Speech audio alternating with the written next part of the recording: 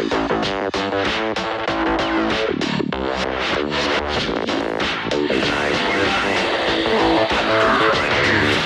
est encore au Lille Comics Festival, forcément pour le deuxième jour, avec les cosplayers et avec Bruno. Donc, un petit câlin. Ça c'est fait. Donc, au Lille Comics Festival. J'en ai une. Donc, Bruno, je vais te laisser te présenter. Oui, donc moi c'est Bruno, donc membre de l'organisation, donc Artemis depuis donc 2006, hein, depuis les origines on va dire, depuis le premier festival. Alors fan de comics forcément. Hein. Oui. Alors, mais surtout j'organise le festival, pourquoi? C'est pour les invités et surtout pour les festivaliers, les gens qui viennent et qui, pour moi ils devraient en profiter un maximum. En fait voilà, donc moi je fais ça surtout pour les gens. Voilà. Après vous ferez ce que vous voulez avec, hein, mais c'est un peu Joël les passos. Mais... Donc là, ça fait 10 ans qu'a eu lieu la première édition, mais on est à la combienième édition? 9e édition. 9e édition. 9e édition cette année. Et on va attaquer donc la 10e édition. D'accord. Donc on va essayer de prendre un peu plus de temps pour la préparer. D'accord. Pour essayer de faire encore une plus belle édition, si c'est possible. Donc là, c'est confirmé, vous savez que vous allez travailler sur une 10e édition, à hauteur de quand? 2017, 2018? On ne sait pas encore. Donc alors, là, ça risque tout dépend en fait des salles que la mairie peut nous octroyer. En fait, hein. Comme cette année par exemple, on a eu la confirmation de salles sur le tard. Donc on a eu 5 mois pour préparer ce festival. Ce qui est quand même assez court, mais je pense que c'est quand même une belle réussite. Enfin, je parle pour ma paroisse. Parce que l'avantage cette année, on a encore un petit peu changé de lieu, mais on est en plein cœur de Lille, donc à la salle du Tripot, le Tripostal, ouais. Donc juste derrière la gare Lille-Flandre, en plein cœur. Alors? J'ai pas eu le temps. Okay. Rien à voir. It's okay. Yeah. Là, on est en plein cœur de Lille, donc c'est vraiment le milieu, et puis c'est une salle connue pour tout ce qui est culturel sur l'île, oui, avec cette année une entrée gratuite pour les visiteurs. Oui, tout à fait. Alors qu'est-ce que tu peux nous raconter, comment ça s'est fait cette année, cette édition? Tu nous disais 5 mois. Oui, ça 5 mois préparés. Voilà, parce oui. que vous aviez la salle à ce moment-là. C'est-à-dire qu'en fait, on cherchait une salle sur l'île pour nous accueillir. Oui. Et en fait, en fonction des différentes manifestations sur l'île, nous n'avions que le choix de cette salle et de cette date. D'accord. Donc on a pris cette date, cette salle. Alors cette salle idéale, hein, c'est près de la gare, c'est près du centre, c'est idéal pour tout le monde, hein, en termes de transport et de visibilité. Et de visiteurs, puisqu'on voit qu'il y a du monde aujourd'hui, on a beaucoup de monde qui sont arrivés sur l'après-midi. Et voilà, et donc des fans de comics, mais l'avantage aussi avec un lieu comme celui-là, c'est que les non-érudits, les non-connaisseurs ont la capacité de découvrir des artistes et un petit peu l'univers comics. Absolument. Et c'est le cas surtout le dimanche où les familles viennent nombreuses en fait, hein. Le dimanche après-midi surtout. Alors que le samedi c'est plus des fans. Alors qu'est-ce que tu peux nous raconter sur l'organisation de ces 5 mois? Alors l'organisation des 5 mois, c'est quoi? D'abord, trouver des auteurs. Alors, en sachant que c'est pas évident, 5 mois pour trouver des auteurs, en sachant que les auteurs sont bookés, ont leur deadline, donc ce n'était pas évident de trouver un beau plateau, on va dire. Je pense que c'était une mission réussie quand même pour cette année. Ensuite, on devait, on va dire, attirer des stands, parce qu'un festival c'est pas que des artistes, hein, c'est aussi vente de comics, vente de print, etc. Hein, donc c'est un ensemble en fait un festival. Hein. C'est des artistes, c'est un public, alors on espère fidèle, ce sont des exposants qui vendent des produits de qualité également. Donc les 5 mois étaient passés plutôt à vraiment construire le plateau, les invités. D'accord. Et sur le dernier mois par exemple, là le dernier mois, qu'est-ce qui s'est passé? Comment ça s'est enchaîné? Alors, le dernier mois c'était vraiment le rush. Oui, voilà, c'est ce qui nous semblait, donc c'est pour ça que j'aimerais bien que tu nous en parles un peu plus. Alors le rush c'est quoi? C'est s'assurer que tous les auteurs ont reçu donc leur billet d'avion, qu'ils vont bien arriver à telle ou telle heure, d'établir des plannings hein, pour aller les chercher, pour pas qu'ils se perdent quand même dans l'île, ça ferait des ordres.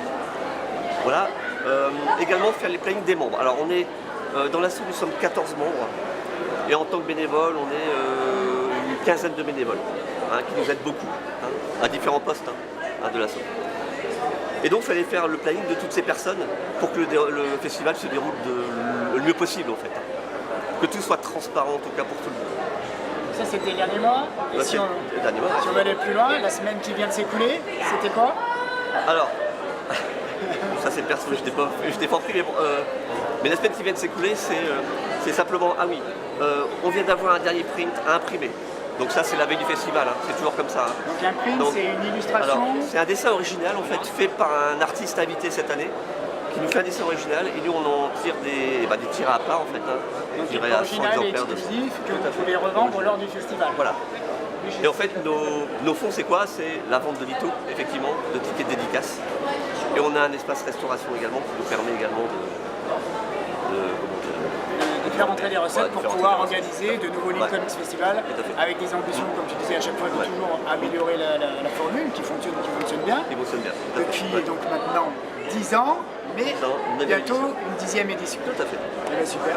Et là, on va essayer de prendre un an pour la préparer. D'accord. Écoute, un grand merci. Bah, j'ai fait de mon mieux. Bah, carrément. Voilà. Écoute, à la prochaine édition. Je t'en prie. Bonjour, on continue notre découverte. Vraiment, ça leur a plu. Je pense. Bravo. Du Lille Comics Festival avec Christophe. Donc Christophe, tu es visiteur du Lille Comics Festival. Tout à fait. Tu es arrivé à quelle heure? Il y a 1h30 déjà. Il y a 1h30. Et donc c'est quoi ton programme? Qu'est-ce que tu viens voir et qu'est-ce que tu es venu faire au Lille Comics Festival? Je suis un fan de comics depuis 35 ans, donc mon programme c'est de voir les artistes, pour des lithos, voir l'ensemble des collections qu'on peut trouver, l'ensemble des comics qu'on peut acheter, voir pourquoi pas le merchandising avec tous les t-shirts, hein, Les tout ce qu'on produits peut dérivés, trouver. toutes ces choses. Voilà. Et toi, il y a des artistes en particulier, des auteurs en particulier que tu voulais découvrir? Ben, Steve Scott, pour la nouvelle édition de Rome, la ressortie avec IDW. Rob, le chevalier. Tout à fait, le chevalier de l'espace. Ah, excellent, donc c'est lui qui travaille là-dessus? Il faisait les covers. Donc j'ai fait signer la cover. Scott juste en face. D'accord, donc super, donc tu as eu ta signature de cover. Et heureux. Eh ben, parfait. D'autres auteurs aussi que tu venais voir ou des conférences? Non, après je n'ai pas suivi tout l'ensemble du truc. En fait, je suis tombé il y a une semaine sur le festival D'accord. grâce à Facebook. Donc Tant mieux, merci Facebook. j'ai failli le louper. Donc. Donc là, c'était ton premier Lille Comics Festival ou Non, pas? non, ça doit être le 3e, je pense. Troisième, d'accord. Donc, et ton avis alors sur cette édition? Ah, par rapport à il y a 2 ans, il est énorme. D'accord. Beaucoup plus d'artistes, déjà beaucoup plus de magasins pour vendre des produits dérivés, beaucoup plus de lithos, beaucoup plus de dessinateurs. Non, il est extra cette année. Ah bah, super. Je pense que c'est même le meilleur. D'accord, c'est la meilleure édition. Voilà, c'est la meilleure édition. Sachant que cette année, la nouveauté, c'est qu'on était dans le Tripostal, la salle des expos Tout à fait. culturelles sur l'île, et avec une entrée gratuite. Oui, ça ça a permis d'emmener toute la petite bande et de les faire connaître le monde des comics à tous ces petits jeunes. Ouais, famille ou copain? Ouais, copains et famille. D'accord, un peu des deux. Voilà. C'est toi le représentant comics? Tout à fait. Super. Et la suite du programme pour toi, c'est quoi maintenant? Bon, on finit le tour, on va encore faire un tour ou deux pour essayer de voir si on trouve pas des comics à acheter. D'accord. Et c'est parti Super. après. Voilà. On te remercie, on te souhaite une Merci. excellente fin de Bonne fin de festival. salon également. À bientôt. Au revoir. Bonjour, alors je suis Virginie Siveton, je suis illustratrice et aussi professeure d'art appliqué en lycée professionnel. Et donc, tu dessines des comics, Virginie? Je dessine des personnages de comics et récemment j'ai dessiné quelques pages de comics avec des personnages que j'ai créés. Une collaboration avec un scénariste qui s'appelle Pierre Champion. Donc c'est pour un projet BD que vous allez éditer, comment ça va se passer? C'est ça, ce sont des planches en fait qui vont paraître dans le prochain numéro de Ganesha, qui est un fanzine. C'est une association qui s'appelle 92 bulles et qui normalement le sortira avant la fin de l'année. Alors le projet, qu'est-ce que tu peux nous en dire? Quel est le concept? Alors c'est 4 planches que j'ai dessinées avec à chaque fois des personnages alternatifs. J'ai en exclusivité quelques pages, enfin quelques croquis préparatoires. Donc c'est du croquis-croquis. Hein. C'est une super héroïne. En fait, c'est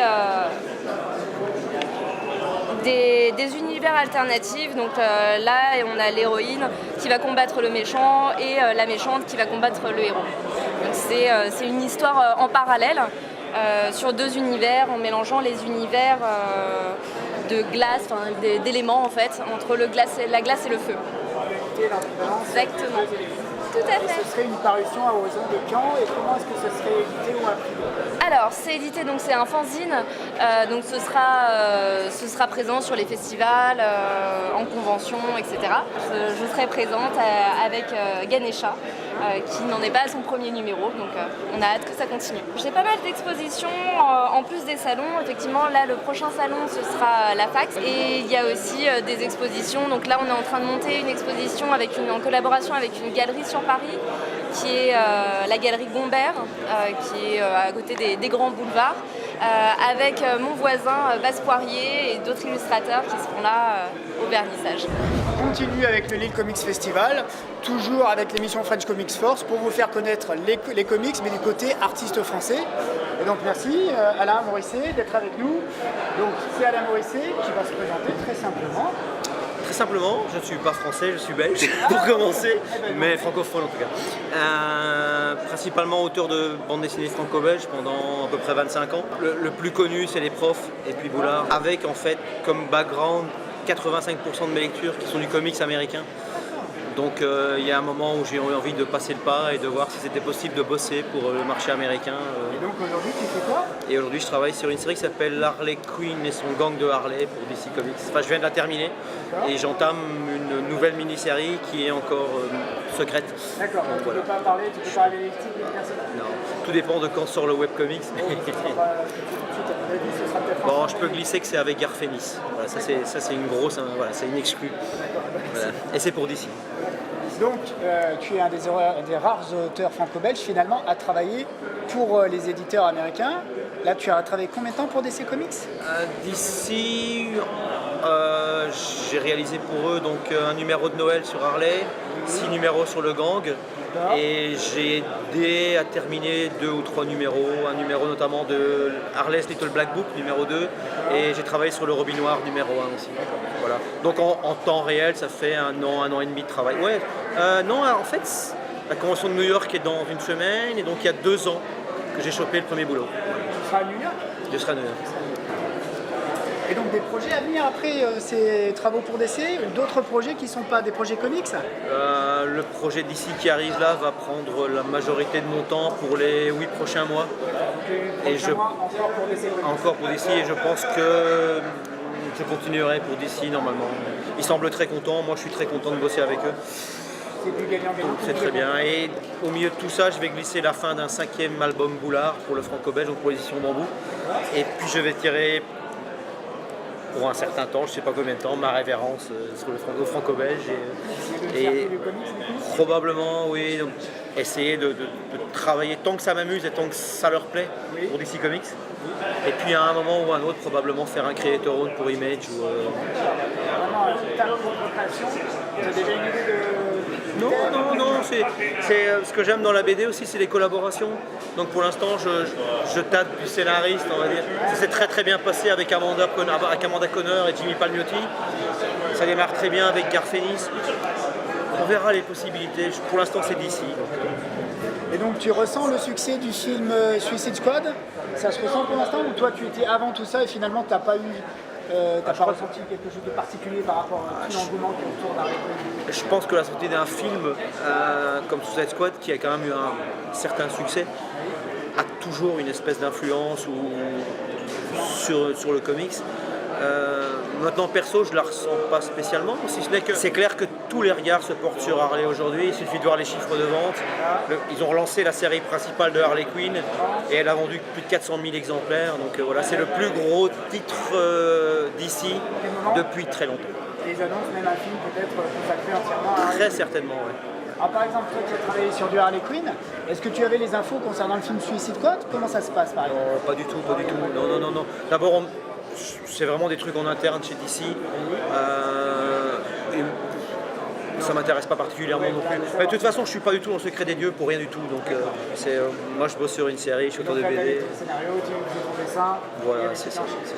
Après, si je suis sur place là-bas et que je croise un éditeur, il peut nous arriver de parler de trucs ou d'autres, mais on me consulte pas parce que de toute façon, les personnages m'appartiennent pas. Les vrais patrons d'Harley, pour l'instant en comics, c'est Jimmy Palmiotti et Amanda Conner. Et donc tu nous disais tout à l'heure que toi tes influences et tes inspirations BD c'était les comics quand tu étais enfant, quand tu étais jeune? C'était quelle série ou quel personnage? Mon premier contact avec les comics c'est le Strange 34. Il y avait quoi dans Donc ce ça 34, remonte. rappelle-nous. Strange 34, je ne sais plus tout à fait ce qu'il y a dedans, mais je me souviens très bien de la couverture. C'est Daredevil qui vole vers nous. Et c'est la fameuse couverture où il a le costume rouge mais le slip noir Ah, dis donc. de Frisano. Voilà. Ce qu'il y a dedans, je ne sais plus en fait. Non. Ouais. Mais j'étais très petit parce qu'en fait, c'était pas un comics que j'avais acheté moi-même, parce que je suis pas si vieux que ça quand même. C'est un comics que j'avais chopé à mon oncle et que j'ai regardé. Je dois avoir probablement 4-5 ans, j'en ai vraiment... Parce qu'en fait, après, j'ai même récupéré son numéro. Mais sinon, le vrai premier numéro, je pense que ça doit être un truc comme le Strange, dans les 80, quelque chose comme ça. Et donc, les premiers personnages auxquels j'ai été confronté, c'était Iron Man, Spider-Man, Daredevil. Et le premier gros événement dans ma vie de lecteur de comics, c'est la mort de Gwen Stacy. Comme beaucoup. Donc là, tu nous as dit que prochainement on pourra te rencontrer à la Comic Con de New York, c'est ça? Où est-ce que le public va pouvoir te voir, te rencontrer, venir découvrir ton travail? Après ça, en Europe, il y aura la FACT, qui est une convention de comics à Gand, en Belgique. En octobre, je En crois. octobre, ouais, le week-end du 23 ou un truc comme ça. Qu'est-ce qu'il y a d'autre après ça? Il y aura la MCM de Bruxelles, ça c'est le week-end du 6 novembre, le 5 novembre je crois. Et puis le festival d'Andenne, qui est le week-end aussi du 21 novembre, par là, un truc comme ça. On trouvera d'autres auteurs, on a vu Laurent Zimny qui est... Notamment Laurent Zimny, exactement. Ouais. Et après, ce sera le mode sous-marin, ce que j'appelle le mode sous-marin, c'est-à-dire que je vais vraiment rentrer en mode je travaille et je bouge plus de chez moi. Là, ce sera immersion complète. Immersion complète. Eh bien, écoute, un grand merci. Bah, merci à vous. Et puis, bonne continuation pour DC Comics. T'as oublié de nous dire le personnage et le type de ton prochain Ouais, projet hein, secret. c'est bête. Un grand merci, Alain. Au plaisir. Eh bien, merci. On va conclure cette deuxième journée du Lille Comics Festival. On espère que ça vous a plu. Il y avait plein de choses au Lille Comics Festival, vous l'avez vu, vous l'avez compris. Plein d'auteurs. C'est vrai que nous, ce qu'on veut vous faire découvrir, c'est les artistes francophones, les artistes français. Donc j'espère qu'on aura aussi l'occasion de faire d'autres émissions, de se revoir prochainement pour vous faire découvrir encore plus d'auteurs et encore plus de projets. À très bientôt.